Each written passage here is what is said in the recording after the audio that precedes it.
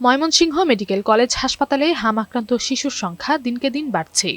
গত ২৪ ঘন্টায় হামের উপসর্গ নিয়ে ২৭ জন নতুন রোগী ভর্তি হয়েছে। তাদের মধ্যে ১০ মাস বয়সী এক শিশুর মৃত্যু হয়েছে। এই সময়ে ৭৪৮ জন হামের উপসর্গ নিয়ে ভর্তি হয়। এদের মধ্যে ৬৬৭ জন সুস্থ হয়ে বাড়ি ফিরেছে।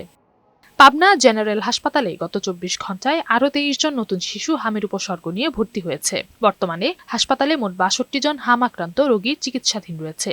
চলতি বছরের শুরু থেকে এ পর্যন্ত হাসপাতালে হাম আক্রান্ত রোগীর সংখ্যা দাঁড়িয়েছে ৫২৩ জনে।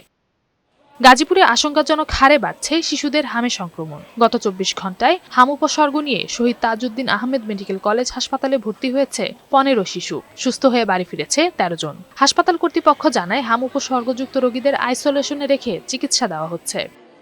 নেত্রকোনায় এ পর্যন্ত ২৯২ জনের হামের উপসর্গ শনাক্ত হয়েছে। এর মধ্যে ১৬১ জনের শরীরে সংক্রমণ পাওয়া গেছে। বাকি ১২৪ জনের নমুনা সংগ্রহ করে ঢাকায় ল্যাবে পরীক্ষার জন্য পাঠানো হয়েছে। এসব রোগীদেরও নিবিড় পর্যবেক্ষণে রাখা হয়েছে। এদিকে আটপাড়া উপজেলাকে হামের হটস্পট ঘোষণার পর থেকেই চলছে বিশেষ টিকা কার্যক্রম। পুরো পরিস্থিতি নিবিড়ভাবে পর্যবেক্ষণ করছেন সিভিল সার্জন। নওশীন জান্নাত, বৈশাখী সংবাদ।